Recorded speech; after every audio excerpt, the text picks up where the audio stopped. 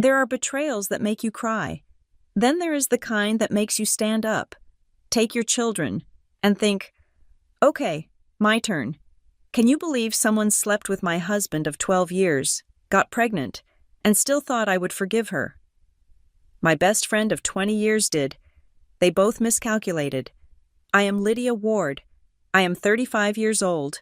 I live in Brentwood Falls, a fictionalized slice of East Coast suburbia, where the pressure to be perfect is as thick and suffocating as the humidity in August.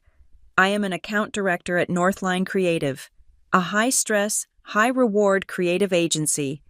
My job is to manage impossible expectations, translate incoherent client demands into actionable strategy, and generally stop things from catching on fire.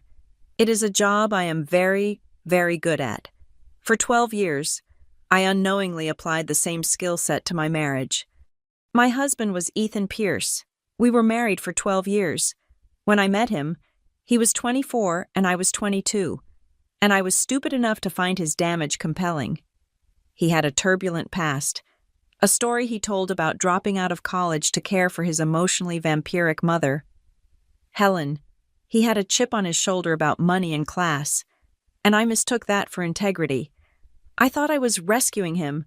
I thought my stability, my steady paycheck, and my unwavering optimism could be the ballast he needed to finally sort himself out. I thought I was strong enough to love him into being a better man. I wasn't his partner. I was his project manager. And then there was Caroline Moore, my best friend for 20 years. We met in high school biology, dissecting a frog, and had been inseparable ever since. She wasn't just a friend. She was family. We had survived questionable fashion choices in the early 2000s, the agonizing drama of first heartbreaks, and the sheer terror of graduating college with no idea what came next. Our families were completely intertwined. My parents adored her. She was the godmother to my son. She was the person I called before I called my own mother, the person who knew every secret, every doubt, every crack in my carefully constructed life. She was my sister. On the surface, our life in Brentwood Falls was idyllic. We had the requisite 4-bedroom colonial on a quiet street, the one with the dark blue siding and the overgrown hydrangeas I kept meaning to prune. It was a house, I should clarify, that I paid for. The down payment came from my savings, and my name was the only one on the mortgage. This was a detail I kept quiet, allowing Ethan the public dignity of pretending we were partners. While privately I covered the mortgage and he handled some bills, we had 2 beautiful children, Logan, our son, and Mia, our daughter. They are my entire world. I need to be absolutely clear about this, whatever darkness festered between the adults in that house. My children were safe. They were loved. They were protected. There was no abuse, no neglect. They were the one part of my life that was pure, the one thing I had gotten unequivocally right. My support system, I thought, was solid. My mother, Marjorie Ward, is a pragmatic woman, cut from that tough, practical New England cloth. She believes devoutly in keeping the family together. Her highest virtue is endurance. She is the kind of person who sees a gaping wound and suggests putting a stylish bandage on it.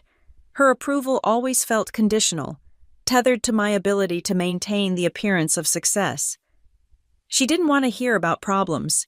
She wanted to hear about solutions, or better yet, silence.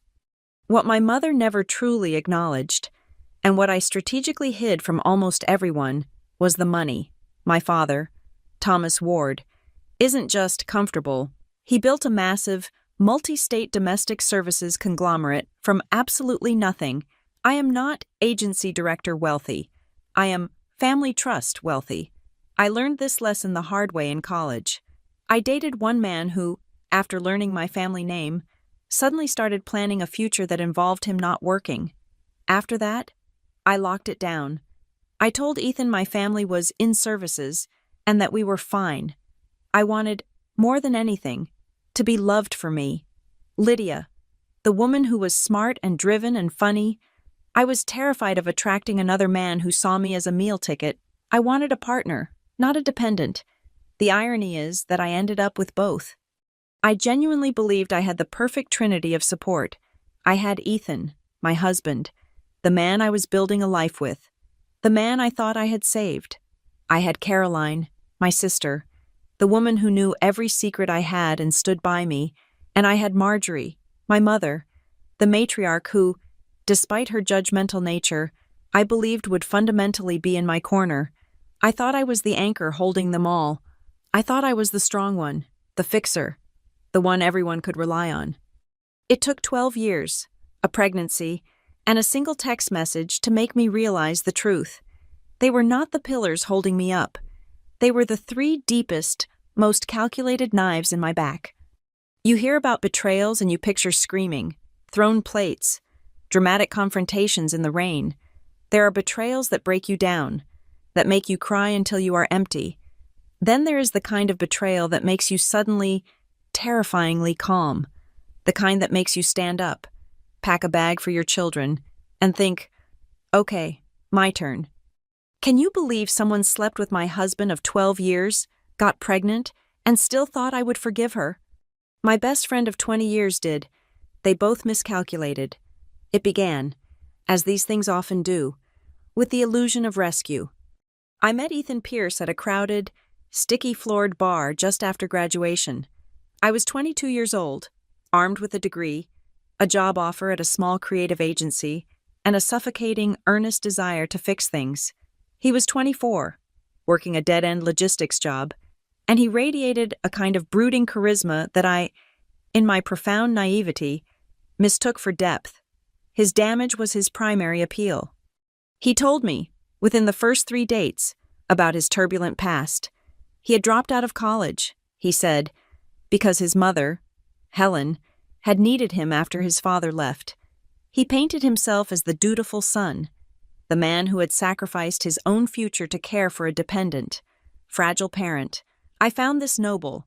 I was raised on stories of responsibility.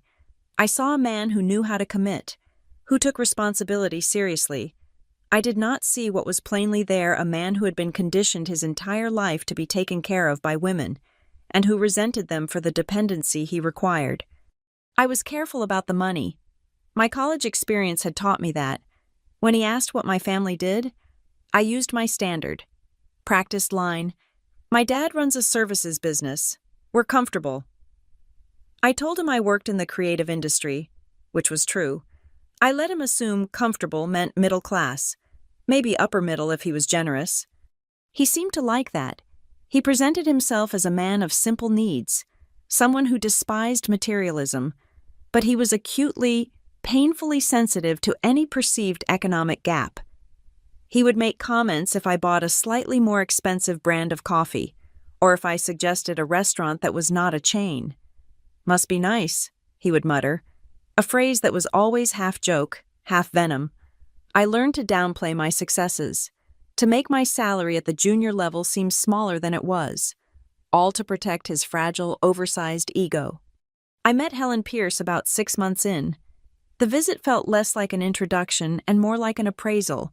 Her house was suffocating.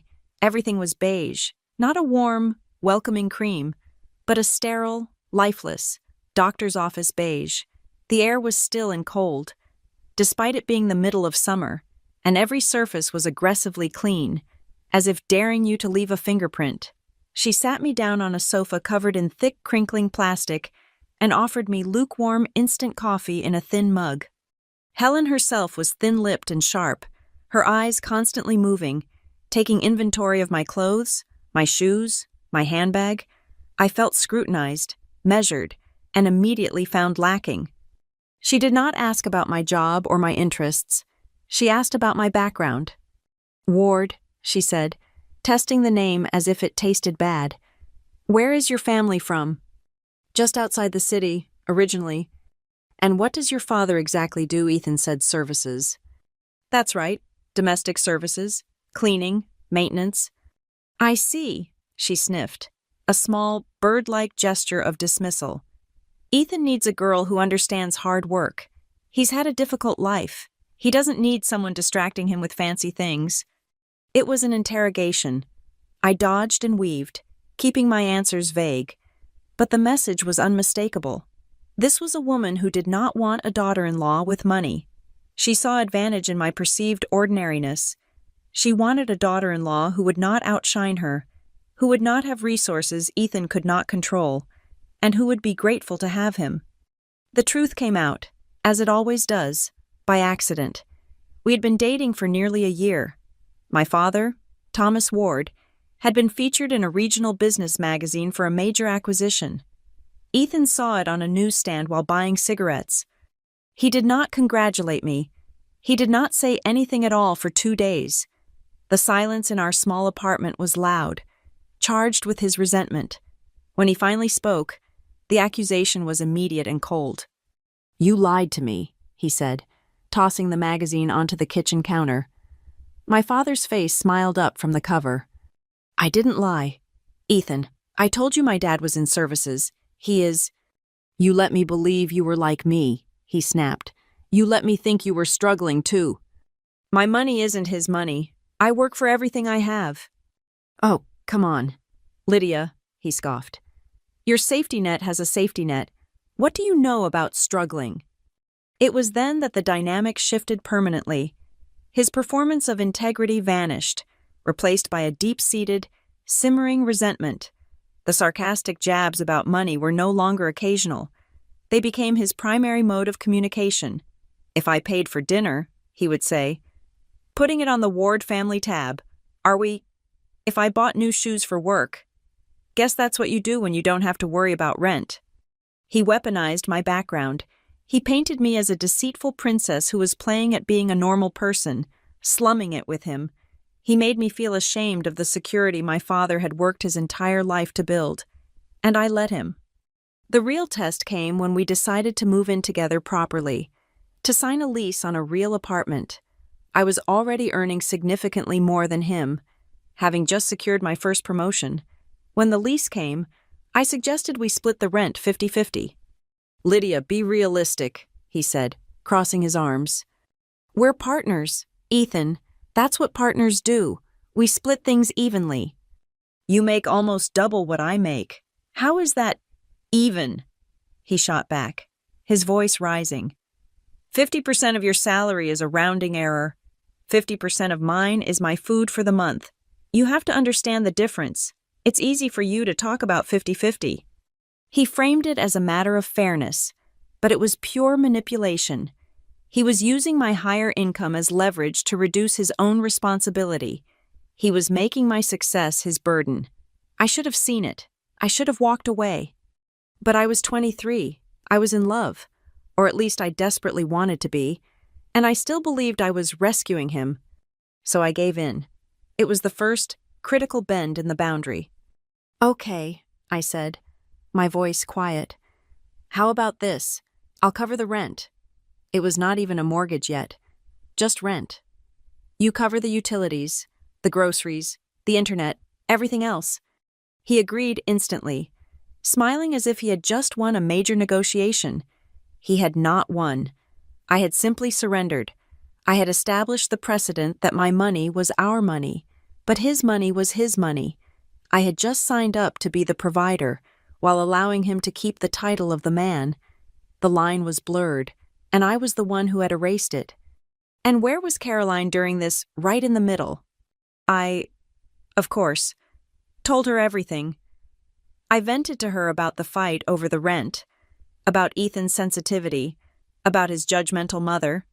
Caroline was perfectly sympathetic, fiercely on my side. "He's being such a child. Lyd," she said over cheap wine at her apartment, "but he's just insecure. He knows he's lucky to have you. He's just intimidated." But then, Ethan started pulling her in. "Caroline," he would ask when she was over at our place, "can you please talk to Lydia? She doesn't get the pressure I'm under. She thinks money just grows on trees." He positioned Caroline as the neutral consultant, the translator between his bruised ego and my frustrating competence. He started texting her separately. "Just checking on Lyd. She seems stressed after our talk. Thanks for helping me see her side of things. You're a good friend to her." It all seemed so innocent. It looked like two people who loved me, trying to help me. It gave them an excuse to build their own private channel, a relationship that existed entirely outside of me, all under the guise of managing Lydia. I rationalized the rent situation. I told myself it was temporary. I told myself that once he felt more secure, once his career finally took off, he would step up. He never did. I had shown him my weakness. I had shown him that I would fold under pressure if it meant keeping the peace, and that I would pay any price to maintain the illusion of a partnership. I should have stopped then. The moment money stopped being a tool and became a weapon, I should have packed my bags and left him in that beige, sterile life he came from. We were married in June. The wedding was a carefully orchestrated event, mostly for my mother's benefit. It was a blur of ivory lace, polite smiles, and the subtle, constant hum of Marjorie Ward's anxieties. The real commitment, the one that truly bound me, came 3 months later. The house. My father, Thomas Ward, had insisted on a prenuptial agreement. "Lydia," he'd said, in his office, the conversation as practical as a balance sheet, "you're my daughter, and I love you, but this is business. You are an asset. You protect what's yours." Ethan had been predictably offended. He'd paced our small rental kitchen, calling it an insult, proof that I didn't trust him, that my family looked down on him. "It's not about trust, Ethan. It's about clarity," I argued, my voice hollow, already exhausted by the conflict. But my father, a man who built an empire on clarity, held firm. Ethan signed it, his jaw tight, his signature an angry slash of ink. That document was the armor I didn't even know I was putting on. Because of the prenup, when it came time to buy the house in Brentwood Falls, my father didn't just offer to help. He structured it. He provided a significant 6-figure portion of the down payment as a formal gift, supplementing my own substantial savings. The mortgage, however, was entirely mine. The house, the deed, the title. It was all in my name, Lydia Ward, sole owner. "It's just cleaner this way, sweetheart," my dad said, signing the check. "Keeps everything tidy." I told myself it was just smart estate planning. Ethan told everyone we bought a house. We moved in. I was paying the mortgage, the entire thing. Our new agreement, the one that was supposed to make him feel like a partner, was that he would handle the utilities, the car insurance, and the groceries. It seemed balanced, on paper. Then I saw the bank transfer. I was reviewing our joint account, the one I fed and he spent, and I saw a recurring payment, $500, every single month, scheduled to leave on the 1st, going straight to an account under the name H. Pierce. Helen. He was sending his mother money, my money. I was paying the mortgage on a 4-bedroom house, and he was siphoning off funds to his mother, the woman who looked at me like I was something she'd scraped off her shoe. I was funding her beige, airless existence while I handled 90% of our actual life. I waited until he was settled on the sofa, beer in hand, the predictable buzz of a video game filling the room. "Ethan, we need to talk about the budget." He didn't look away from the screen. "What budget you handle it, it's fine." I saw the transfer to Helen, the automatic payment. The controller stopped moving. He sighed, the sound of a deeply put-upon man forced to deal with an administrative task. "She needs it, Lydia. You know that. She's my mother." "We can't afford it. I can't afford it. I am paying for this entire house. Ethan, we agreed you'd cover the bills, and you're sending $500 a month to her." "Oh, here we go," he said, finally turning to me, his eyes cold. "Here we go with the money. You don't get to lecture me about $500. Lydia." His voice dripped with the old, familiar resentment. "Your father spends that much on lunch. You have no idea what it's like to actually need things.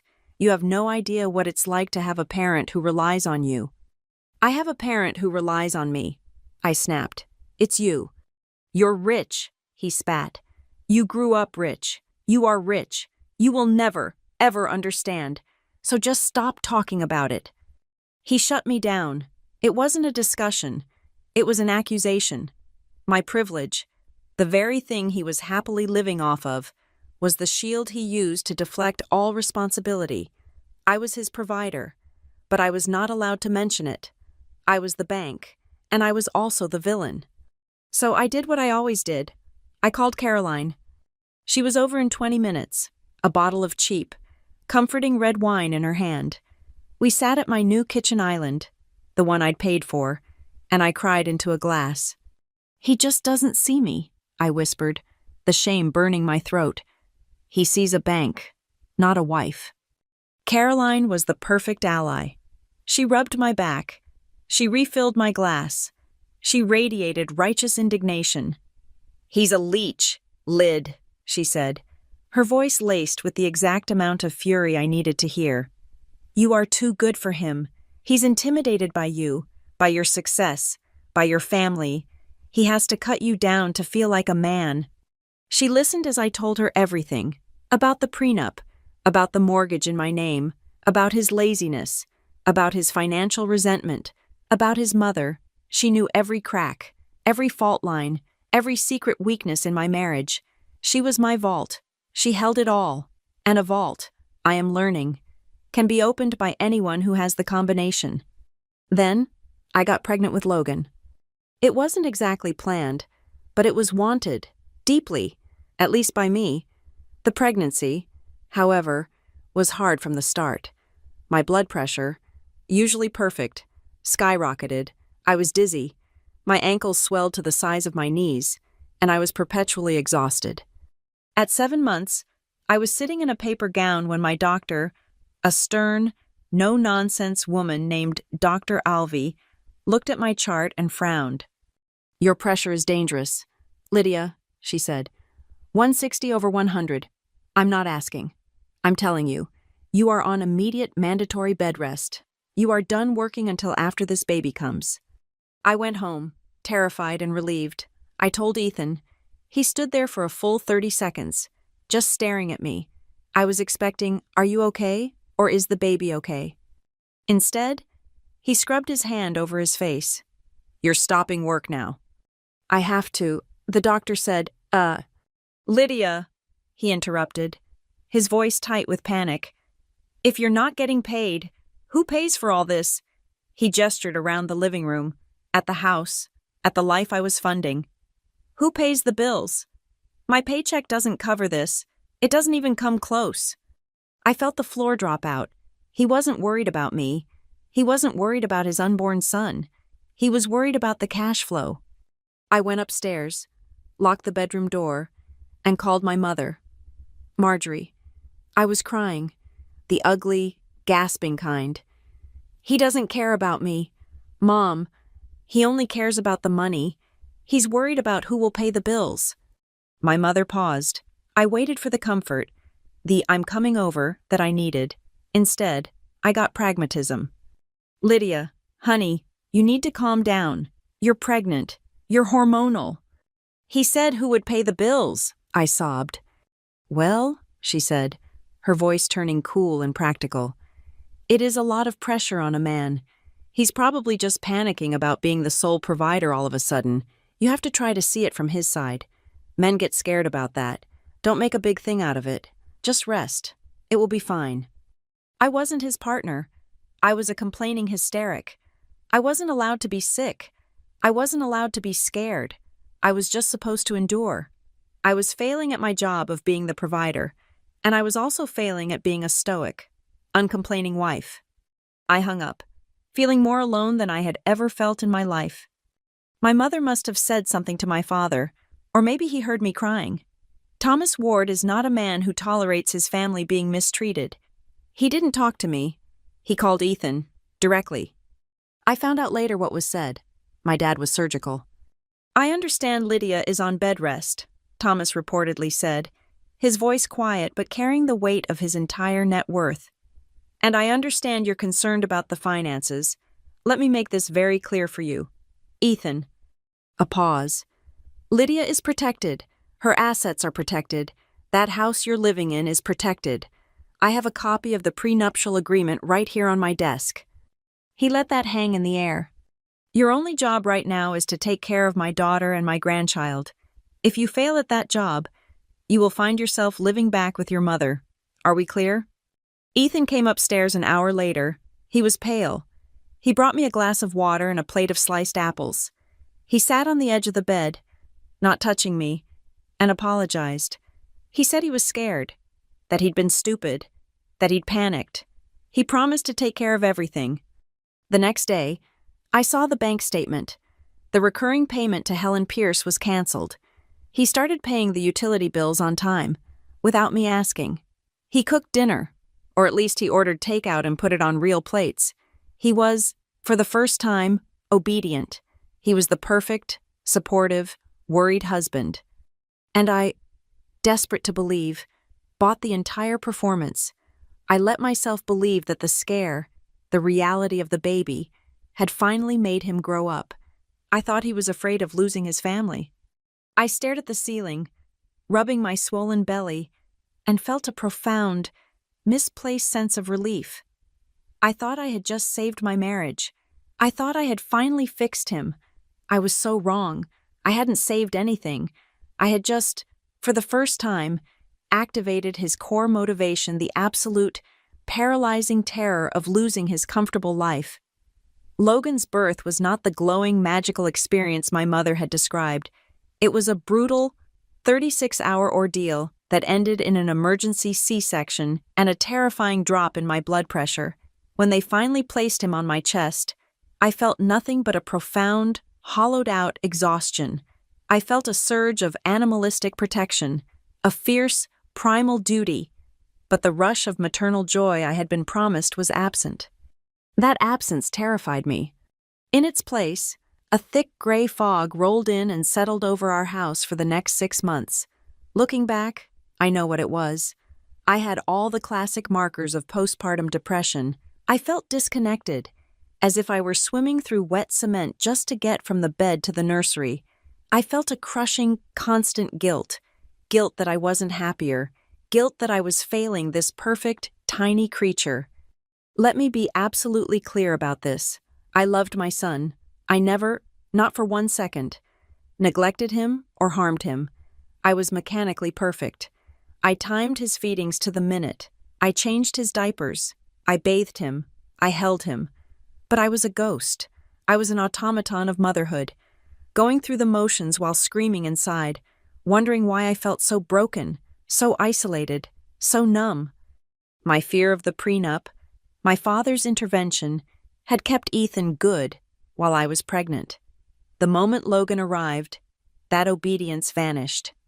"I'm just not good with newborns," he announced, holding Logan awkwardly, at arm's length, as if he were a ticking bomb. "He's so fragile. I'm afraid I'll break him." This became his mantra, his get-out-of-jail-free card. He used his supposed incompetence as a shield against all responsibility. When Logan cried, Ethan would twitch, visibly annoyed, and hand him back to me.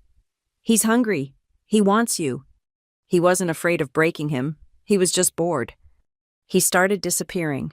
First, it was into the blue glow of his video games. The headset clamped on, sealing him in a world where he was a hero and I was the nagging, crying soundtrack in the background. Then, he started going out for air, which meant drives to his friend's house.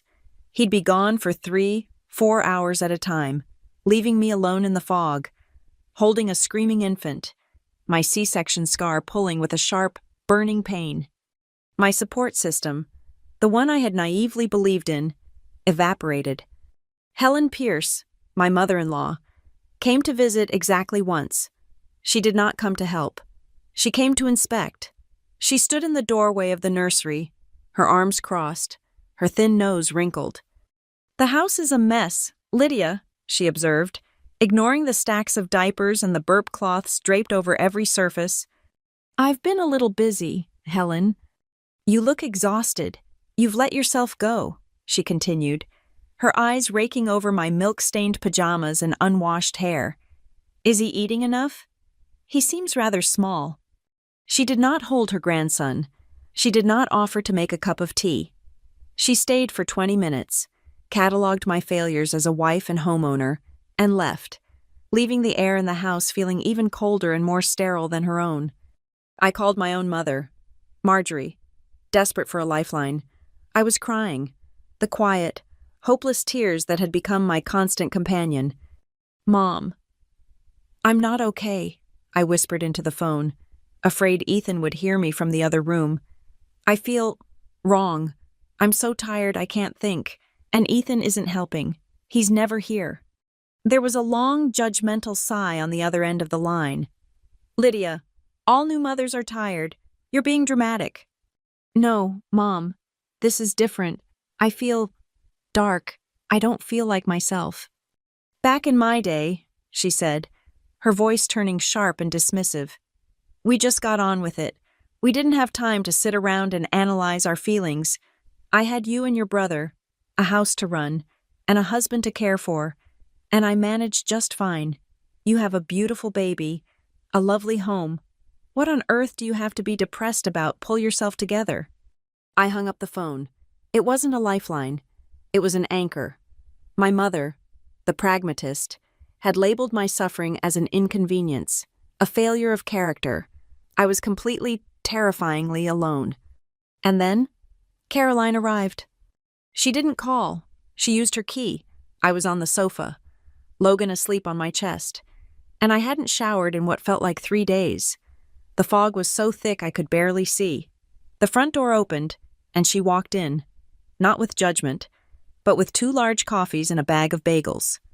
"Oh, Lyd," she said, her voice soft with a pity that, for the first time, didn't feel insulting. It felt like a blanket. She didn't ask what was wrong. She just saw it.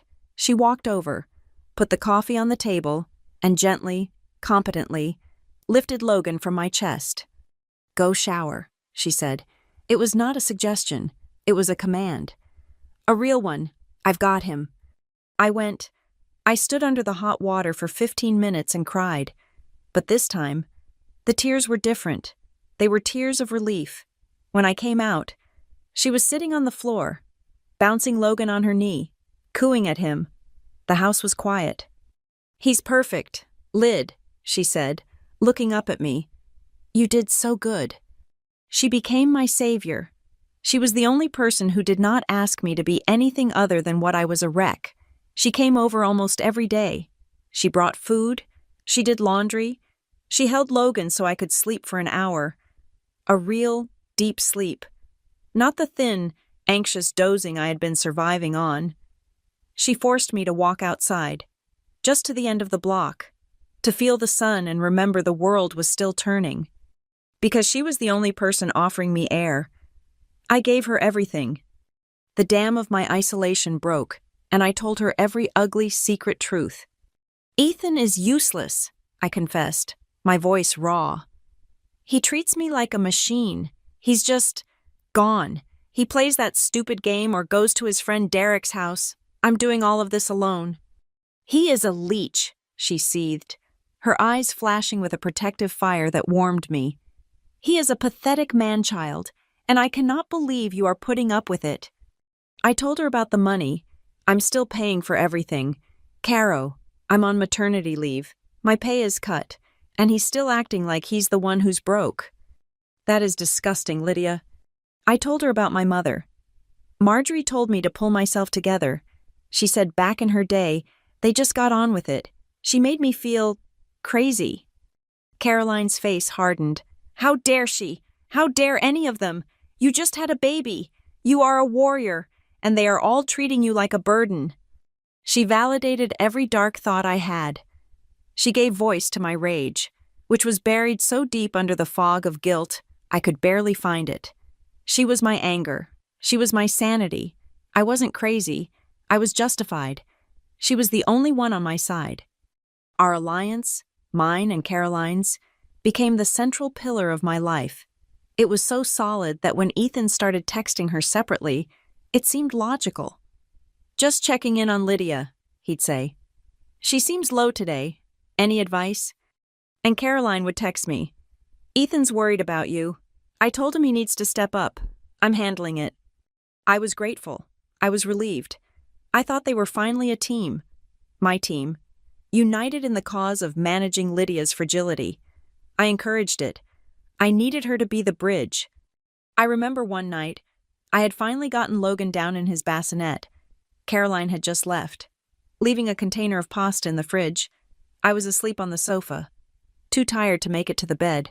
I remember having one crystal clear thought before the fog took me under. Thank God for Caroline. She was an angel. She was the only thing keeping me from sinking completely. I was so grateful for the hand on my back. I never realized it was measuring me for the knife. I thought she was my sister, my savior. I didn't see that she wasn't just holding my hand. She was holding the keys to my entire life. The fog of that first year with Logan had finally begun to clear. He was 18 months old, a tiny, determined toddler who was more interested in climbing furniture than cuddling. I was sleeping in 4-hour stretches.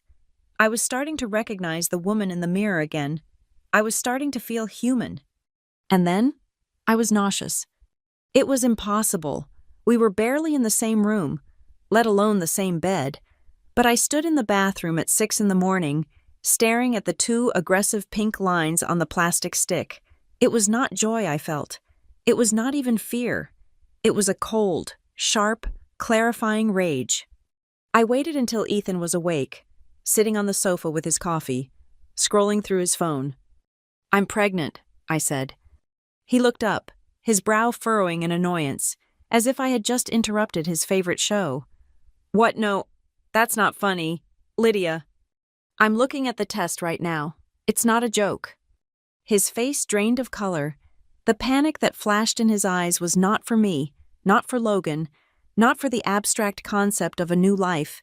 It was purely, selfishly financial. "No," he said, standing up. "Absolutely not. We can't. It's a bit late for that, Ethan. Lydia, we can't afford this. We cannot afford another kid right now." He said we. He used the word we. The man who contributed almost nothing. The man who saw my medical bed rest as a cash flow crisis. The man whose primary contribution to the household was his physical presence. Something inside me, the last soft, yielding part of the woman I used to be, turned to steel. The old Lydia would have cried. The old Lydia would have reassured him, told him I would figure it out. I would make it work. The new Lydia just looked at him, my voice as cold and flat as the bathroom tile. "You're right," I said. "We can't afford it, because the part that you're supposed to contribute isn't enough." He actually recoiled. "That's not fair." "No," I said, walking past him to the kitchen. "It's not, but I'm having this baby." That afternoon, I called my old boss at Northline Creative. "Janet," I said, "I need to come back, full-time, as soon as you can take me." There was an audible sigh of relief on the other end. "Lydia, thank God. Your clients have been staging a revolt. We have a senior director position opening up. I was going to post it next week. It's yours. Can you start on the 1st? I felt a rush of oxygen, of power. This was my world. This was the place I was not a wife or a mother or a daughter. I was just Lydia Ward, and I was extremely good at my job. My first paycheck hit my bank account 2 weeks later. On my lunch break, I walked to a different bank, one downtown, 5 towns over from Brentwood Falls. I opened a new checking account and a high-yield savings account. They were in my name, Lydia Ward, sole owner. I went back to my office and adjusted my direct deposit. This was the true beginning of the end. I sat there with a calculator and my household budget. I knew, down to the dollar, what it cost to run my life, the mortgage mine, the utilities his sporadic contribution, the groceries, the car insurance, Logan's daycare. I calculated the total, and I set up an automatic transfer from my paycheck. 50%. 50% of my new senior director salary went straight into the joint account. It was more than enough to cover everything, to keep the lights on and the illusion of our partnership intact. The other 50%, the bonuses, the commission checks, they went into my new, secret, untouchable account, the one he did not know existed. This was not a family fund. It was an escape fund. I was no longer saving for our future. I was saving for mine. My return to work, my new title, and my blossoming pregnancy did not inspire Ethan. It did the opposite. It made him lazy. It made him regress. With my salary covering everything, The pressure was off him. He started complaining about his logistics job. The hours were too long. The manager was an idiot. The work was beneath him. I just feel so unfulfilled. Lid, he'd whine, as I balanced my laptop on my growing stomach at 9 at night, trying to finalize a client proposal. Then find something else, I said, not looking up. It's not that easy, you don't get it.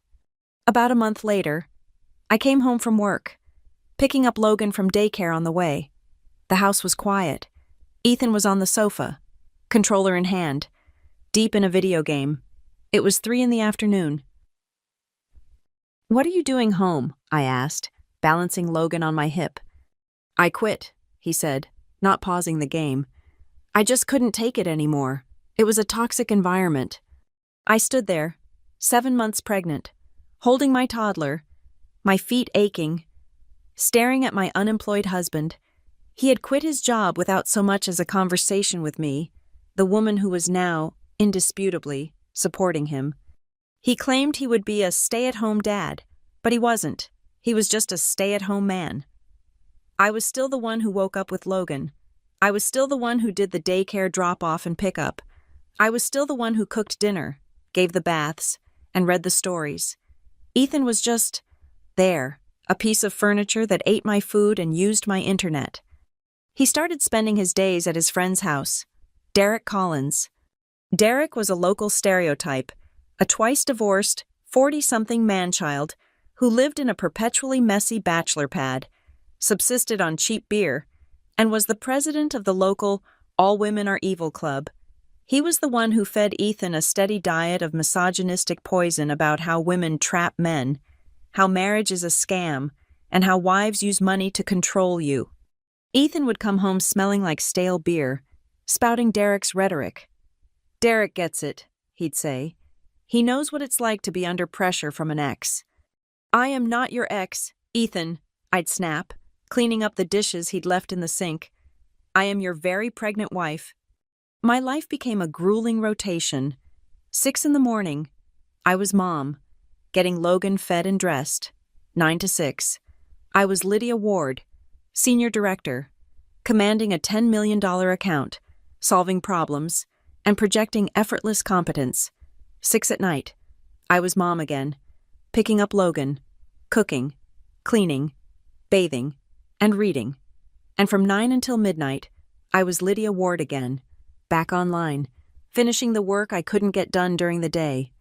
I was a single mother of 2, except one of them was a 37-year-old man. I was supporting 3 people.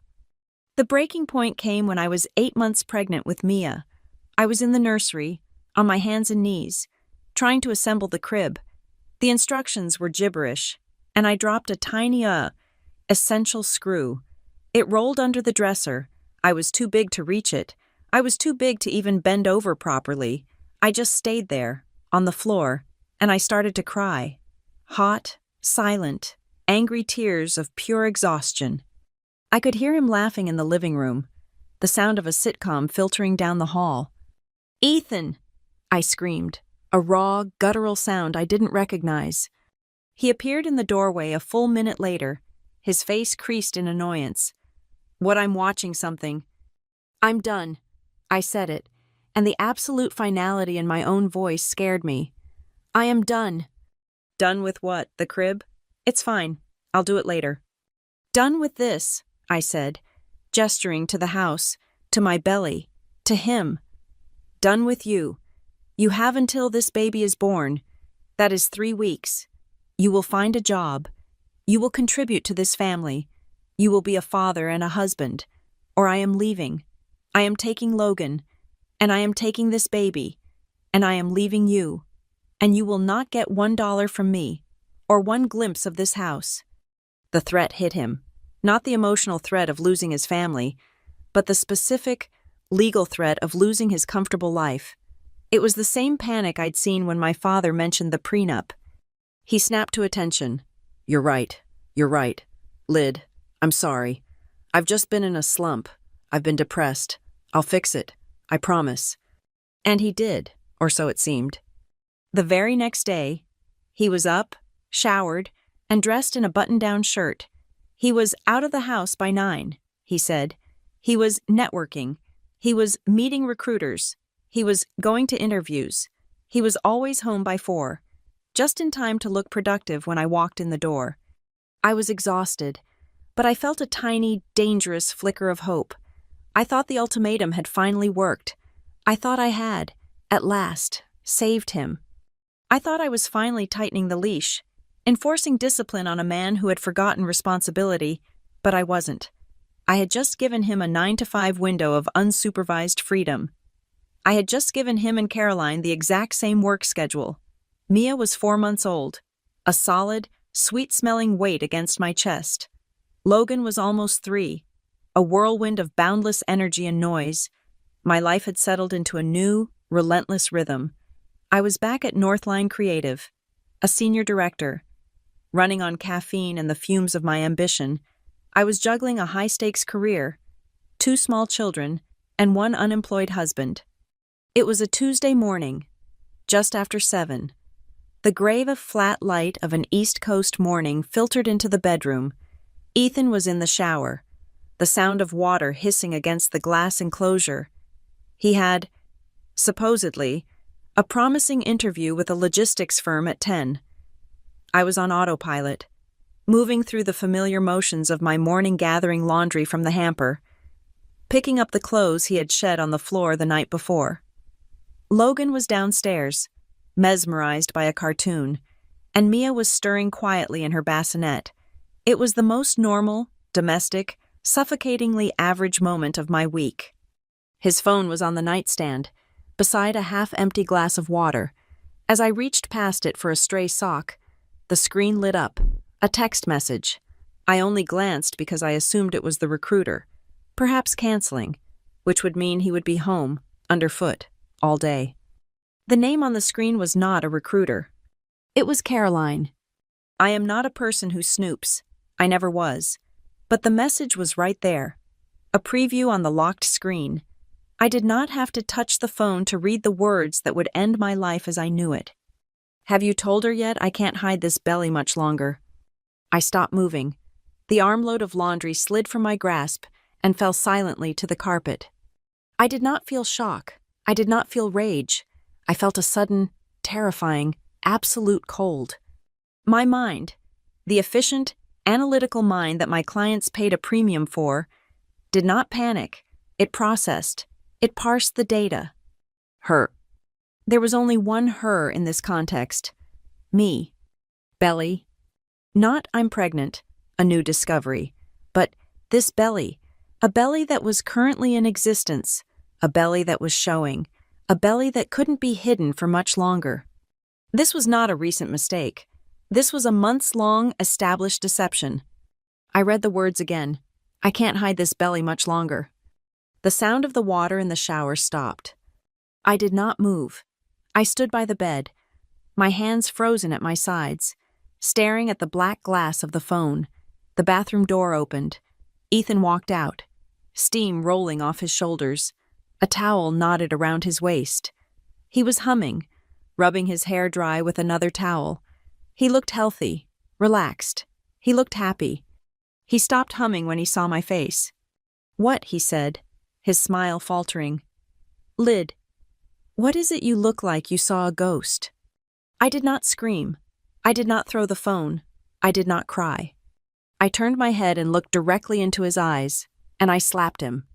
It was not a hysterical, flailing hit. It was a single, clean, open-palmed strike, executed with the full, concentrated force of my body. The sound was shocking in the quiet bedroom, a sharp, wet crack that echoed off the high ceilings. His head snapped to the side from the force. He stared at me, his mouth falling open, a mixture of profound shock and pure, animal terror in his eyes. He raised a hand, very slowly, to his cheek, where a bright red handprint was already blooming on his damp skin. "What the hell? Lydia," he stammered. "Her," I said. My voice was unrecognizable, a low, gravelly rasp. The her is me. I watched his face. I watched the calculation. I watched him try to find the lie. The exit ramp. "What are you?" "I don't..." The belly, I said. Caroline's belly. His face collapsed. The color drained from it. The calculation stopped. It was the most honest expression I had seen on him in our entire 12-year marriage. It was pure, unfiltered, cornered animal guilt. "Lydia," he started, taking a step toward me, his hands held up in a placating gesture. "Lydia, wait. Okay, just wait. It's a misunderstanding. It's not what you think." But it was exactly what I thought. And as he spoke those pathetic, predictable words, the last 3 years of my life clicked into sharp, brutal focus. The random data points suddenly formed a perfect, sickening line. The networking days, the 9 to 4 window of freedom, always dressed in his interview clothes. It wasn't recruiters, it was her apartment. The day Mia was born, my terrifying emergency C-section, I had called Caroline, my rock, my sister, from the recovery room, and it had gone straight to voicemail. She texted back hours later. "Oh my God. Lyd. So sorry. Was stuck in a nightmare all-day meeting, so thrilled for you. Ethan had been unreachable for that same 2-hour window. Phone died. Sorry. I was at Derek's. They weren't in meetings. They weren't at Derek's. They were together. While I was being cut open. My postpartum depression, my fog, my isolation, Caroline, my savior, the angel who came over with coffee, the one who held Logan so I could sleep, the one who held my newborn daughter, the one who listened, with such sympathy, as I cried about my useless husband, my judgmental mother. She had listened to every secret. She knew every weakness.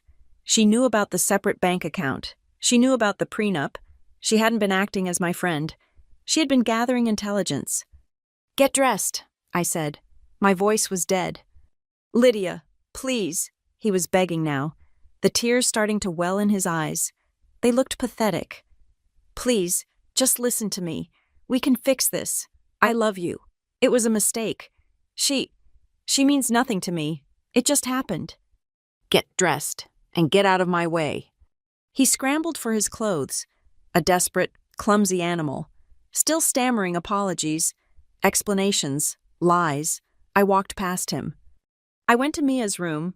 I grabbed the diaper bag, the one I kept packed by the door. I added 3 more sleepers, an extra blanket, and a new tin of formula from the closet. I went to Logan's room. I grabbed his blue dinosaur backpack, the one he took to daycare. I added his tablet, his charger, and his favorite stuffed bear. I went back to our bedroom. Ethan was dressed now, watching me, his face pale and sick. "Lydia, what are you doing? You're scaring me." I pulled my own overnight bag from the top of the closet. I walked to my desk in the corner. I packed my work laptop, my personal phone, my chargers. Then I opened the bottom drawer and pulled out the gray document folder, the one with our passports, the kids' birth certificates, and the crisp, original copy of our prenuptial agreement. I slid it into the bag. I zipped it shut. I moved with a calm, practiced efficiency. I was not a wife falling apart. I was an executive managing a catastrophic failure. I was Lydia Ward, and I was evacuating the blast zone. "Where are you going?" he pleaded, following me down the hall. "You can't just leave. Lydia, think about the kids." I stopped at the top of the stairs. I turned and looked at him. "I am the only one thinking about the kids. You did not. She did not. This is over." I carried Mia in her car seat. I held Logan's hand. He was confused. "Mommy, where are we going?" "No daycare." "No daycare, sweetie. We're going to see Grandma and Grandpa." My voice was bright, cheerful, and utterly false. Ethan was standing on the porch of my house, barefoot, holding his useless interview tie in his hand. "Lydia, don't do this. Please," he yelled, his voice cracking. I strapped Mia into her base. I buckled Logan into his seat. I got in the driver's side and locked the doors. I put the car in reverse, my tires crunching on the gravel driveway. I did not look in the rearview mirror. I drove the 20 minutes to my parents' house, the silence in the car broken only by the sound of Logan's cartoon on his tablet. I used my old key to let myself in. My mother, Marjorie, was in the kitchen, wiping down an already clean counter. "Lydia, what a wonderful surprise are the kids." My father, Thomas, looked up from the newspaper in the breakfast nook. He saw my face. He saw the diaper bag, the backpack, the overnight bag. He saw my eyes. He folded the paper, his movements precise, and stood up. He knew. "What happened?" he said. I sat Logan down on the floor with his tablet. I placed Mia's carrier on the kitchen table. "Ethan and Caroline are having a baby," I said. I did not cry. I stated it like a fact, like a market correction. "She texted him this morning by mistake. She said she can't hide the belly much longer." Marjorie's hand flew to her mouth, a small, wounded sound escaping. "Oh, Lydia, no, darling. It must be a mistake. Caroline loves you." My father just nodded once, his eyes turning to granite. He put his coffee cup down on the counter with a quiet, definitive click. "Okay," he said. My phone started buzzing in my pocket. The screen lit up Ethan. I pulled it out. I declined the call. I opened his contact. I scrolled to the bottom. I pressed the button. "Block this caller." As I did, a text message came through. The name flashed on the screen, Caroline. "Lydia, please, you have to let me explain. I know you're angry. Please don't hate me. We need to talk." I stared at her name. My sister, my rock, my best friend of 20 years. I opened her contact. I blocked her number. I did not collapse. I did not fall apart on the kitchen floor. I had spent 12 years managing the emotional and financial debt of a man-child and his collaborators. I was done. I didn't collapse. I just felt like I had finally, surgically, removed 2 parasites from my life. My mother, Marjorie, was the first to falter. "Oh, Lydia." "No," she whispered, her hand flying to her chest. The dish rag she was holding fell into the sink. "Darling, it must be a mistake, a terrible misunderstanding. Caroline. Caroline grew up with you. She's your sister." I was too tired to argue. I was still running on the adrenaline of the exit, the cold, sharp clarity of the betrayal. I said nothing. I just held out my phone, which I had retrieved from my bag. I had taken a photograph of Ethan's locked screen before I left. The gray bubble was stark against the black background. "Caroline, have you told her yet? I can't hide this belly much longer." Marjorie stared at it. Her denial was a physical thing, a wall that was visibly crumbling under the weight of the evidence. She didn't have to read it twice. The words "her" and "belly" were unambiguous. "Oh, God," she whispered, not in prayer, but in horror. My father, Thomas Ward, did not react with horror. He reacted with logistics. He put a hand on my shoulder, a brief, solid gesture of absolute support. "Okay, Lydia," he said. "Go upstairs to your old room. Get Logan settled. I'll handle this." He walked into his study. I heard the quiet click of his desk phone, the sound of him dialing a number from memory. He did not raise his voice. My father never, ever yelled. His power was in his quiet, unshakable finality. "Ethan." I heard his voice, muffled by the wall. "This is Thomas Ward. I am going to say this once. I am looking at the prenuptial agreement you signed in my lawyer's office. The house in Brentwood Falls is Lydia's. The assets are Lydia's. My daughter and my grandchildren are the only things that matter. If you attempt to fight this, if you try to take one thing from her, you will leave this marriage with nothing but the clothes on your back. Am I clear?" There was a long pause. I could almost hear Ethan's pathetic, stammering shock on the other end. "Good," my father said. He hung up.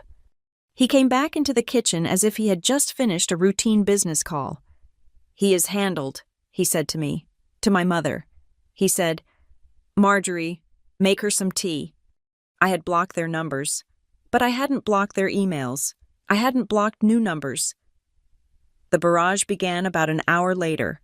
Once Ethan had processed my father's call and his panic had fully set in, my phone, which I had set to silent, began to vibrate itself off the nightstand. A new, unknown number. A text.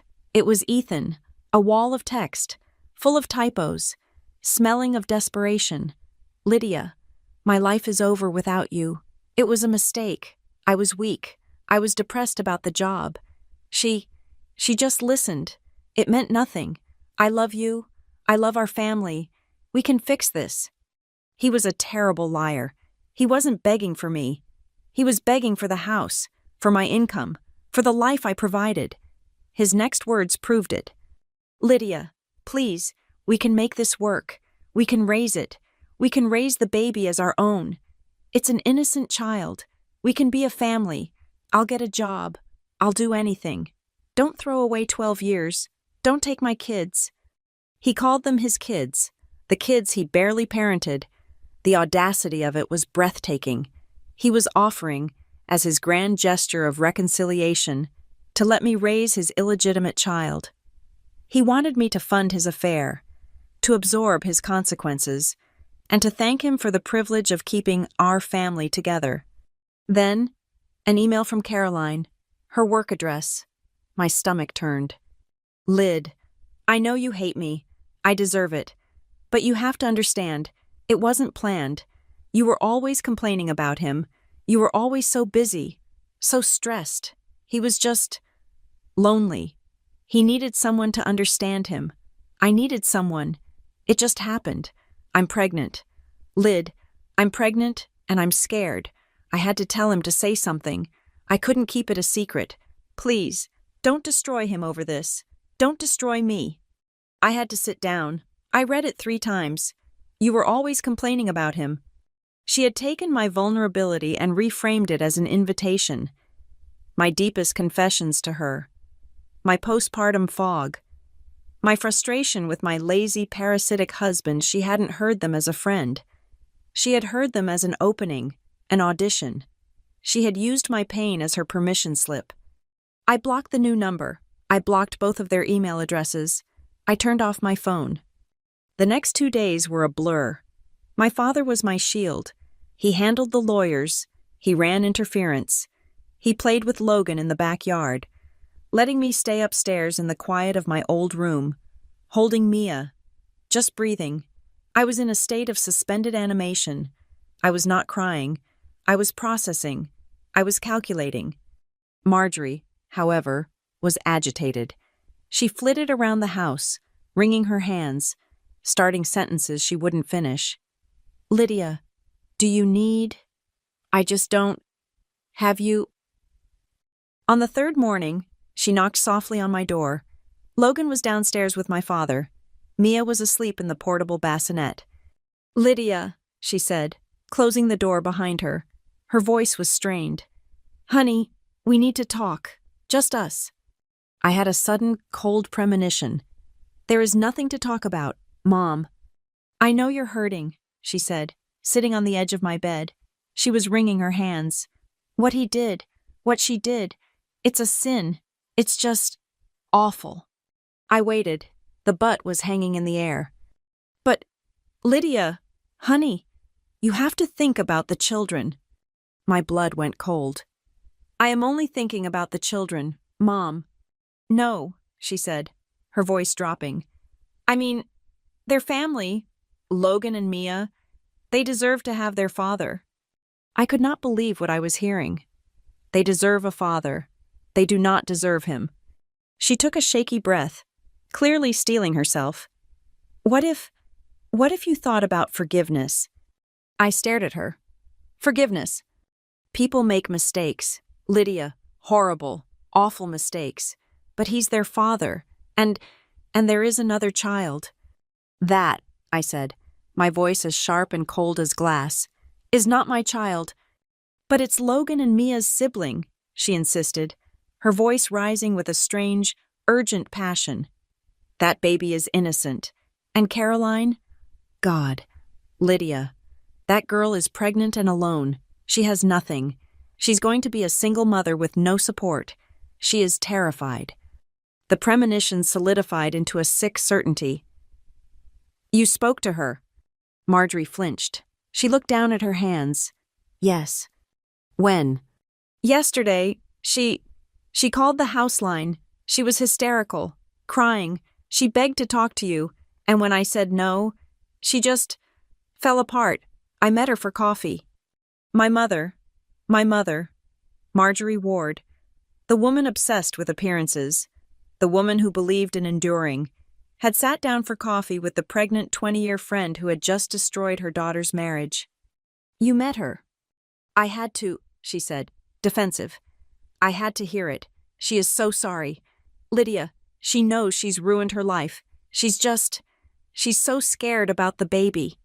It clicked. My mother's pragmatism, her need to keep the family together, had found a new, horrifying target. She wasn't processing my betrayal. She was managing the fallout, and the fallout included a pregnant, weak woman. You feel sorry for her, I whispered. Yes, I feel sorry for that baby, and I feel sorry for her. Yes, she made a terrible, terrible mistake, but she is still the girl who grew up in our house. She's weak, Lydia.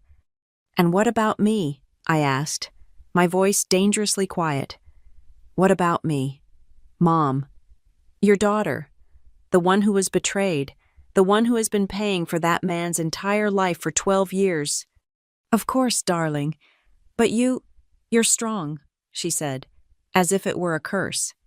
You're like your father. You have resources. You have a career. You'll be fine. Caroline won't. She has nothing. My strength was being used as a weapon against me. My mother was not on my side. She was on the side of fixing the problem. She was pitying the predator because she was weak, and she was dismissing my pain because I was strong. So what is your solution? Mom, I asked, what's the practical way to fix this mess you hate so much? Do I let him come back? Do we raise all 3 children together? Do I pay for the life he built with my best friend? With my money? She looked at me, her eyes pleading. It would keep the family together.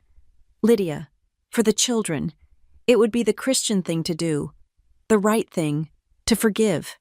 This was the second betrayal, deeper, in some ways, than the first. Ethan was a parasite. Caroline was a snake. But this was my mother. This was the woman who was supposed to protect me, who was supposed to be my shield. And she was asking me to set myself on fire to keep them warm. She was asking me to sacrifice my own sanity and my children's peace on the altar of her public image. All because she pitied the woman who was carrying my husband's child. Get out, I said. Lydia, please, just think about it. For the children. Get out of my room, Mom. She left, her shoulders slumped, as if she were the one who had been wounded. I locked the door. I sat on the floor, my back against the wood. I did not cry. I was too cold. I was too clear. My father knocked later. Lydia, are you okay? Your mother is downstairs. She's very upset. I opened the door. I looked at him, my one true ally. Mom met with Caroline, I said, my voice flat.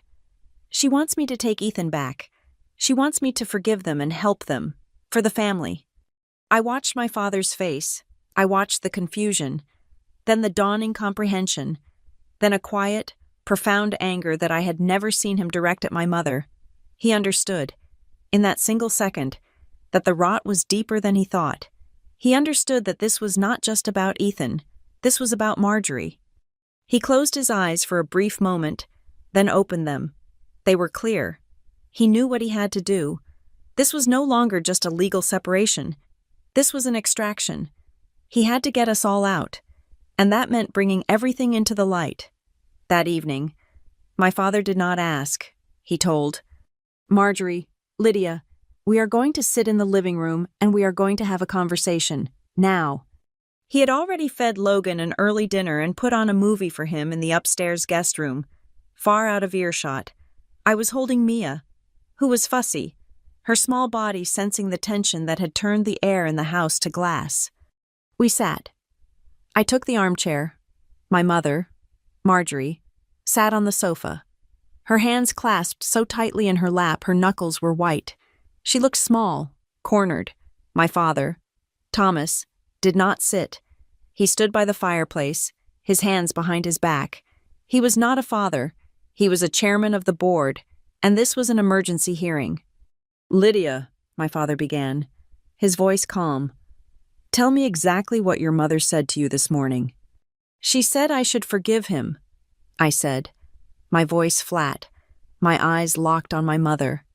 "She said I should think about the children. She said Caroline is weak and that I am strong. She said she feels sorry for Caroline." Marjorie flinched. "I was just trying to be practical. Thomas, it's a horrible situation. Someone has to be the adult." "And that adult is Lydia, the victim?" my father asked, his voice dangerously quiet. I didn't say that. "Mom," I interrupted. The cold clarity from the day of the discovery was back, but now it was forged into a weapon. The conversation in my room was confusing.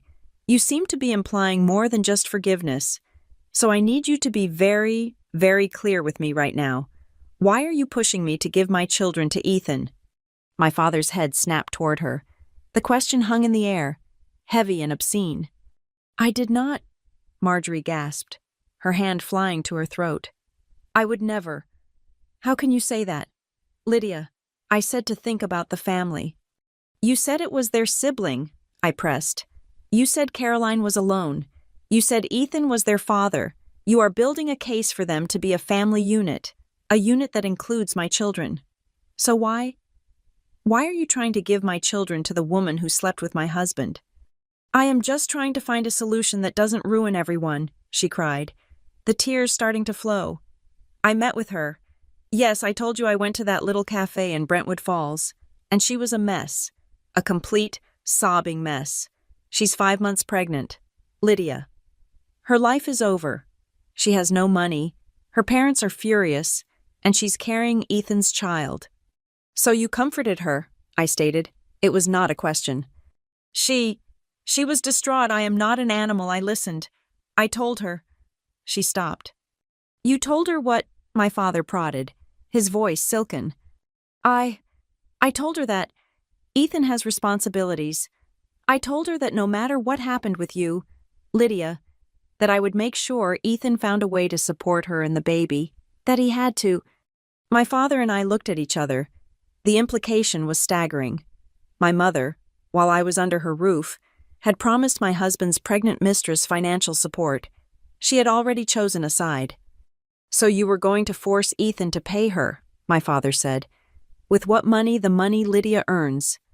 "He would get a job," she insisted weakly.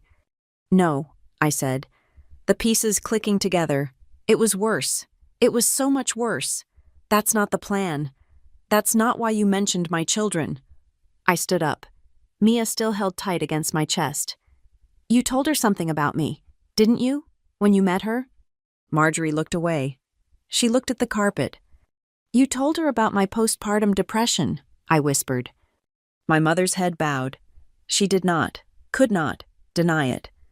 A sound escaped my throat, a small, wounded noise. My mother had taken my darkest, most vulnerable moment, the fog, the numbness, the fear that I was a terrible mother, and she had handed it, as a weapon, to the woman who was trying to steal my life.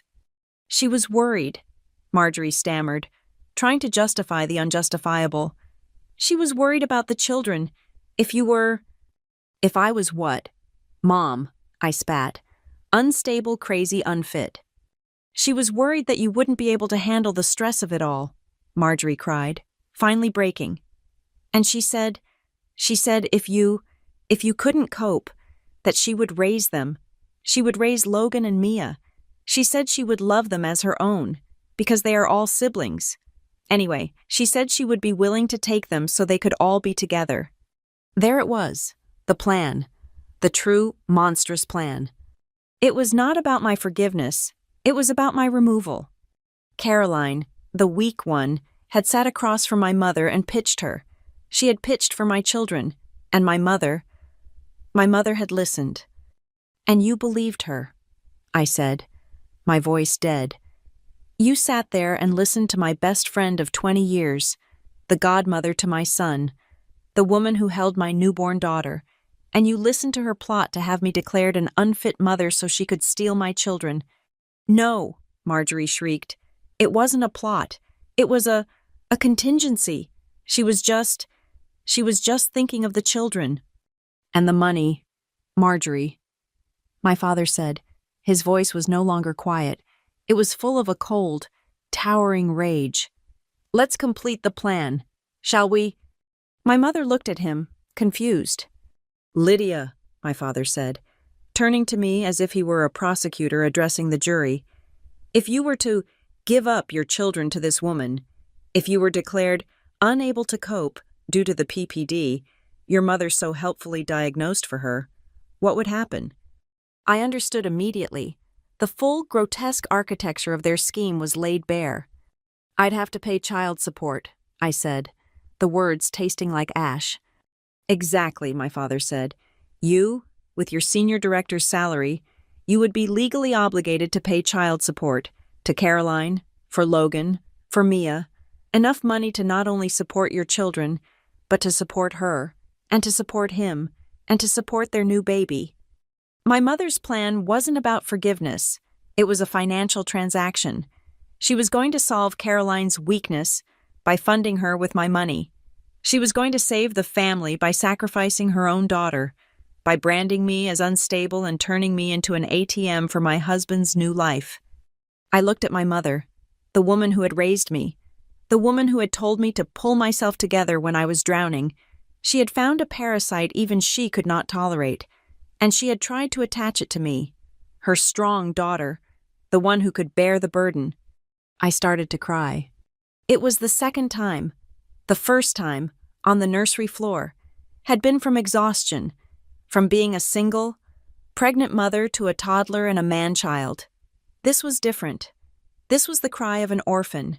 This was the agonizing realization that my own mother had looked at my life, my children, and my pain, and had actively, consciously, decided to sell me out to the highest bidder. My father walked over to Marjorie. He did not touch her. Marjorie, he said. His voice was calm again. It was the voice of a man signing a document, a severance. You chose a stranger over your own child. You conspired with her. You betrayed your daughter's medical history. You attempted to broker a deal for your own grandchildren. Thomas, no, she sobbed. I was just trying to fix it. I was trying to keep it quiet. You are unwell, he stated. You are obsessed with appearances to the point that you would sacrifice your own family to avoid embarrassment. You have done something unforgivable. He pointed to the door. You are going to pack a bag. You are going to go to your sister's house. I am scheduling an appointment with a therapist for you, and you will go. You will not be in this house when Lydia and my grandchildren are here. You will not contact Lydia. You will not contact Caroline. You will leave. Now. Thomas, she wailed. You can't. This is my home. She's my daughter. She is my daughter, he said, his voice dropping to a whisper that was louder than any shout. And you failed her. Get out of my house. Marjorie stared at him, her face collapsing as she realized he was not negotiating. He was executing. She dissolved into a storm of tears, stumbling from the room, up the stairs. I stood there, shaking, Mia clutched to my chest. My father came to me. He put one hand on my back and one hand on Mia's head. You are safe here, he said. I can't, I stammered, the tears still coming. She is gone, he said. The threat is gone. It is just us now. I watched, numb, as my mother came down the stairs 15 minutes later. Pulling a small suitcase, she looked at me, her eyes red and pleading. Lydia, I'm so sorry. I didn't mean... I turned my back on her. I walked into the kitchen. I heard the front door open, and I heard it close. I took a deep, shuddering breath. I kissed the top of Mia's head. I walked upstairs, past Logan's room, into mine. I laid Mia in the bassinet. The tears had stopped. The grief had hardened, in an instant, into something cold and useful. I picked up my laptop. I sat on the bed. I did not call my boss. I did not call a therapist. I opened a blank document.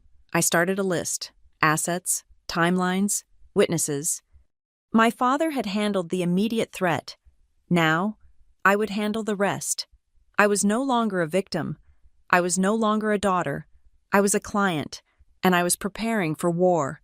The day after my mother left my father's house in disgrace, I was not grieving. I was operational. My father drove me into Boston. We did not go to the soft-palmed family lawyer who handled wills and estates. He took me to his corporate litigator, the woman he kept on retainer to handle hostile takeovers and breach of contract disputes. Her name was Eris Thorne, and her office was a vast, silent expanse of glass and chrome on the 45th floor, overlooking the harbor. She did not look like a family lawyer. She looked like a surgeon. I did not cry. I did not tell her my sob story. I had learned, from my mother, what happens when you perform weakness. I sat down, placed my laptop on her glass desk, and opened the document I had prepared. Here are the facts, I said. I presented it like a client pitch, the timeline of the marriage, my financial contributions versus his, broken down by year, the mortgage, in my name, the house, in my name, the car, in my name, the prenup, a hard copy, which I slid across the desk, the photograph of the text message, my estimated timeline of the affair, based on the phrase, "hide this belly." Eris Thorne read everything in a severe, assessing silence. She did not offer condolences. She nodded, her expression impassive. "Adultery," she stated, "resulting in a pregnancy by a third party. This is not a negotiation, Mrs. Pierce." "I am Lydia Ward," I corrected her. "That is the first thing I want back." "Ms. Ward," she amended, a flicker of what might have been approval in her eyes. "This prenup is ironclad. Your father's attorneys did excellent work. The house is your sole and separate property. Your income, your inheritance, your assets, all protected. He is entitled to absolutely nothing." "He will fight for custody," I said. "He will try to leverage the children for alimony or a payout. He will claim I am emotionally unstable. He will use my postpartum depression from my first pregnancy against me." Aris smiled. It was a thin, cold, dangerous expression. "Let him try. He has no income. He has no home. And he is currently in an adulterous relationship with the woman who destroyed his marriage. He is not a sympathetic plaintiff. Now, what do you want?" "Full legal and physical custody," I said, my voice as steady as hers. "I am the children's primary and only provider. I have been since they were born. He can have supervised visitation, at my discretion." "Done," she said. Aris hired a private investigator, not a man in a trench coat, but a woman who looked like a suburban mother, who drove a minivan. She was invisible, and she was brilliant. She did not just watch Ethan, she watched Derek Collins's house. While Ethan was sending me pathetic, pleading emails about winning his family back, the PI was logging his movements. The final report was a masterpiece of damning mundanity. 8:30 a.m. Wednesday. Subject: Ethan Pierce exits Derek Collins' residence onto the front porch. Subject is in pajamas, drinking a beer, 10:15 a.m., Wednesday. Subject and Mr. Collins leave in Mr. Collins's vehicle, 10:45 a.m. to 1:30 p.m. Subjects observed at Rack 'em Up, a local pool hall.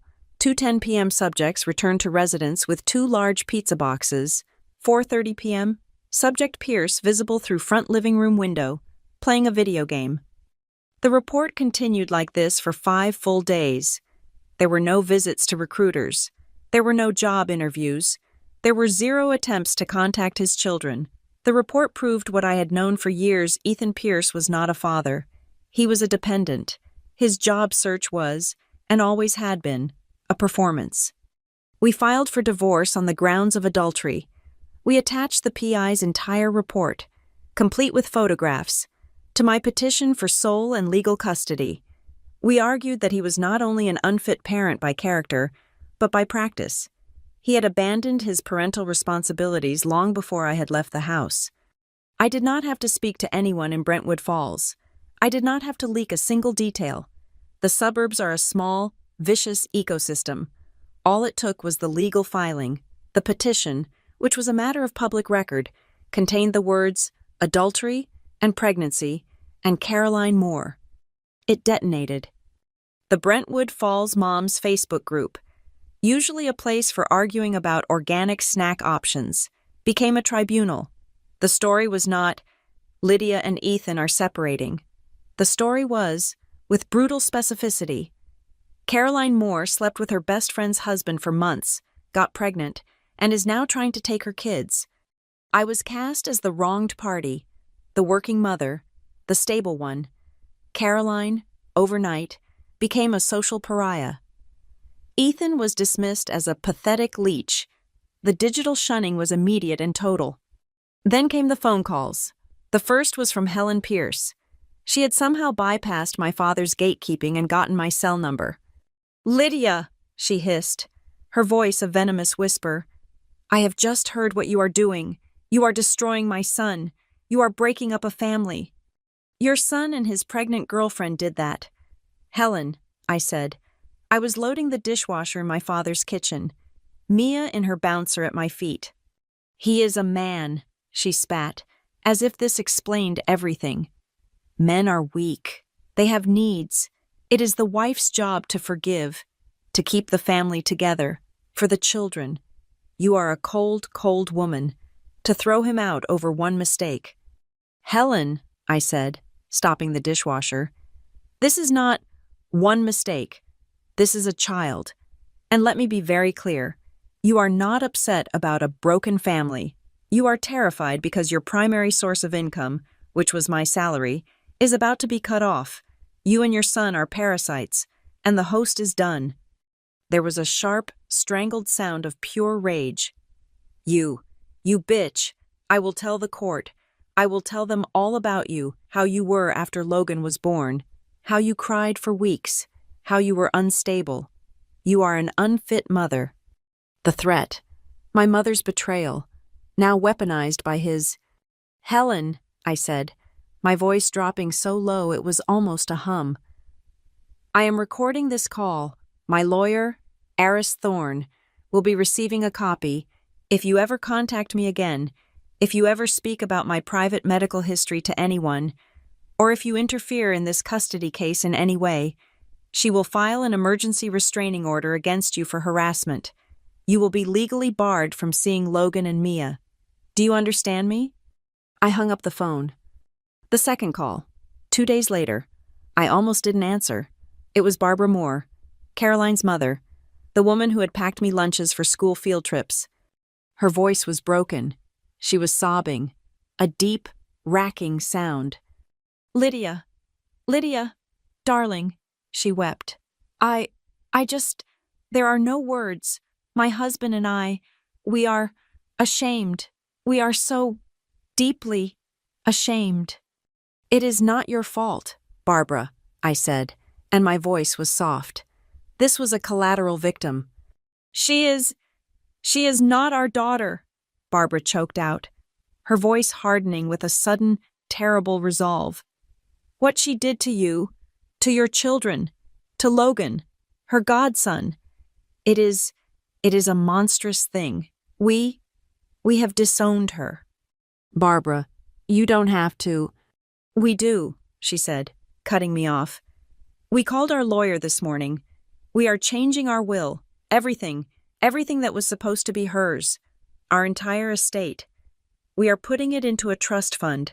For Logan and Mia, it's the only apology we can offer. Please, Lydia, please take it, please." I sat down, stunned. Her own parents. They had disinherited her and given her portion to my children. The social execution was complete. Throughout all of this, my routine was my armor. I got up at 6. I fed Mia. I made Logan his oatmeal with banana slices. I dropped him at daycare. I drove to my office in Boston and I was a shark, managing my accounts, leading my team. I left at 5. I picked up my son. I came home. I played on the floor. I gave baths. I read Goodnight Moon. I did not cry. I did not scream. I did not mention their father's name unless Logan asked. And when he did, I said, "Daddy is working on some grown-up problems right now, but he loves you very much, and so do I." I was stable. I was calm. I was a fortress. Aris used Helen's threatening phone call, along with the PI report, to file for an emergency hearing. The judge, a no-nonsense woman in her 60s, read the file. She saw the PI's photos. She read the transcript of Helen's threat. She signed the order. Temporary sole legal and physical custody was granted to me. An order of protection was granted, barring Ethan from my father's home, my workplace, and the children's daycare. And a restraining order was granted against Helen Pierce, barring her from coming within 500 feet of me or my children. I didn't need to scream. I had a judge's signature. The family courtroom was a flat, sterile beige, the color of resignation. It was designed to have no character, to be a neutral box where lives were systematically dismantled. I sat beside Aris Thorne, my posture perfect. I had chosen my clothes with military precision, a sharp, navy blue sheath dress from Northline Creative. My hair pulled back in a severe professional knot. I was not a woman scorned. I was an executive. My father sat in the front row directly behind me, a silent, immovable object. Ethan was already there, slumped at the opposing table with a rumpled, inexpensive lawyer. He looked gaunt, haunted. The stress and lack of a steady income had visibly weathered him. He looked like what he was, a parasite that had been starved of its host. His mother, Helen Pierce, sat behind him, a black hole of resentment, her eyes fixed on the back of my head. Caroline Moore was, predictably, absent. Her pregnancy was now too advanced, too obvious. Her very presence would have been a protruding, 8-month confession, vaporizing any denial his lawyer could attempt to construct. She was hiding. Ethan's lawyer, a nervous man named Calloway, stood. He was clearly outgunned by Aris, and he knew it. He began with the only weapon he had. "Your Honor," Calloway stammered, shuffling his papers, "my client is deeply concerned for the welfare of his children. Ms. Ward, the mother, is a high-powered, high-stress executive. She routinely works 50, even 60 hours a week. She is not, and cannot be, the primary caregiver." I kept my eyes forward, my expression neutral. "Furthermore," he continued, gaining a small, fatal burst of confidence, "we have testimony from my client's own mother, Mrs. Helen Pierce. She will attest that Ms. Ward has a history of severe emotional instability, that after the birth of her first child, she suffered from a debilitating postpartum depression. She was volatile. Your Honor, unfit. We believe she is an unsafe and unstable guardian, so." I heard Helen suck in a triumphant breath behind him. Aris Thorne stood. She moved with a slow, deliberate calm that terrified him. "Your Honor," Aris said, her voice cutting through the beige room like a diamond, "let us first address the testimony of Mrs. Helen Pierce." She held up a single document. "This is a transcript of a threatening voicemail Mrs. Pierce left for my client 3 weeks ago. In it, she explicitly threatens to tell the court about my client's crying and instability if my client did not drop this divorce proceeding. We also have, on file, a restraining order, granted by this very court, barring Mrs. Pierce from coming within 500 feet of my client or the minor children due to repeated harassment. The testimony counsel refers to is not concern, it is blackmail, and it has already failed." The judge, a woman in her 60s with zero patience, glared at Calloway. "Counselor, did you know your key witness is under a restraining order?" Calloway's face went white. No, she did not inform me." "Let us continue," Aris said, moving on like a shark. "Let's address the postpartum depression. My client, like 1 in 7 American women, experienced PPD, a common, treatable medical condition, which she managed while never once failing in her duty of care, unlike Mr. Pierce." She turned, just slightly, toward Ethan. "While my client was navigating her recovery, Mr. Pierce, according to his own texts, declared he was not good with newborns and spent his time playing video games, leaving the full burden of care on his unstable wife. Now, let's talk about stability." Aris produced the affidavit from my boss at Northline Creative. My client is a senior director. She earns a salary in the high six figures. Her employer attests she has a flexible schedule, full medical benefits, and the ability to work from home whenever she chooses. She is the one who schedules every pediatrician appointment. She is the one who manages daycare. She is the one who has provided 100% of the financial, medical, and emotional care for these children since their birth. Aris then picked up the private investigator's report. And what was Mr. Pierce doing while my client was 8 months pregnant, working full-time, and caring for their toddler? He had quit his job. He claimed he was networking. We have 5 days of surveillance. She placed the first glossy 8x10 photograph on the projector. It was Ethan, in stained pajamas, on Derek Collins' front porch. The timestamp read 9:17 a.m. This, Aris said, is Mr. Pierce networking with a morning beer. Here he is at the Rack-em-Up pool hall at 11:30 a.m., and here he is again at 4 in the afternoon, playing video games. This is not a father.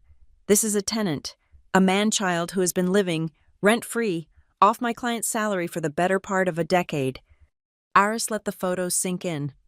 And while living off my client, in my client's house, he began an adulterous affair with her best friend of 20 years, an affair that has resulted in a pregnancy. He is not a concerned father seeking custody. He is a parasitic, willfully unemployed adulterer seeking custody of my client's bank account. We are asking for sole legal and physical custody. We are asking for his name to be removed from the children's. We are asking for supervised visitation only, and we are asking the court to enforce the prenup to the letter. The judge looked at Ethan. She did not look impressed. She looked disgusted. The verdict was swift. It was a demolition. Mr. Pierce, your behavior is frankly appalling, the judge said, her voice sharp. I see no evidence of you acting as a parent whatsoever. I see a great deal of evidence of you acting as a dependent. She turned to me. Ms. Ward, you have demonstrated remarkable stability and foresight in the face of an unthinkable, dual betrayal. This court has no concerns about your fitness. The gavel struck. I am granting Lydia Ward sole legal and physical custody of the minor children. Their names will be legally changed to Ward. Mr. Pierce will pay child support, calculated at minimum wage. As he is willfully unemployed, visitation will be supervised, twice a month, at a state facility, contingent on him passing a drug test. The prenuptial agreement is upheld. The house, the assets, and all property are awarded to Ms. Ward. Divorce is granted. I let out a breath I felt like I had been holding for 12 years. I turned my head. I looked directly at Helen Pierce. Her face was a grotesque mask of fury. Her skin stretched tight over her skull. She was staring at me, defeated. I smiled, a small, bright, polite smile. Her son was ruined, her gravy train was over, and she had to sit there and watch me take it all. I stood up, and my father put his hand on my shoulder. We walked out of the courtroom. Lydia, Ethan yelled, running after me into the hallway, his lawyer grabbing at his sleeve. Lydia, you can't, please, you can't just take my kids. For them. Lydia, think about them. Give me one more chance. We can fix this. I love you. He reached for me. My father moved, but I put a hand up. I stopped. I turned and faced him. You're mistaken. Ethan, I said. My voice was calm, and it carried. I am not forgiving you. I was never going to. I just waited for the judge to say it first. Go be a father to your new baby. I turned and walked toward the elevators.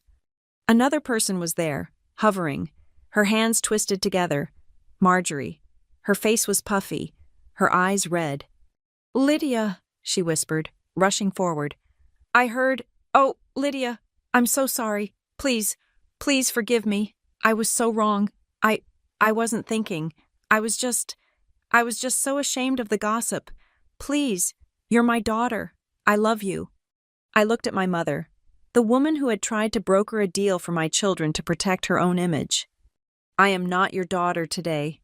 Marjorie, I said, my voice cold. I am the woman you were willing to sacrifice. You need to keep going to therapy. You need to figure out why you did that. This isn't a Hallmark movie. This isn't fixed. The elevator doors opened. I don't know if it ever will be, I said. I stepped in. My father followed. The doors closed, leaving her alone in the hallway. The fallout in Brentwood Falls was immediate. Caroline's parents, Barbara and David, finalized their will. Her entire inheritance was placed in a trust for Logan and Mia. She was left with nothing but the man who had ruined her life and a baby he clearly did not want. They were trapped, together, in the wreckage they had built, a perfect, self-contained justice.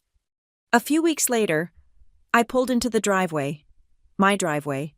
The locks were changed. Ethan's few belongings were long gone. I turned off the engine. The silence in the car was heavy, but it was not the suffocating silence of my marriage. It was peace. I looked in the rearview mirror. Logan was in his car seat, babbling to his stuffed bear. Mia was asleep, her small face relaxed. Everything that mattered, everything that was real, was in this car. I had lost a husband and a best friend, but they were just parasites. I had kept my house. I had kept my children. I had kept my name. I unbuckled my seatbelt. I was Lydia Ward, and I was free. Thank you so much for listening to my story. I'd love to know where you are all listening from.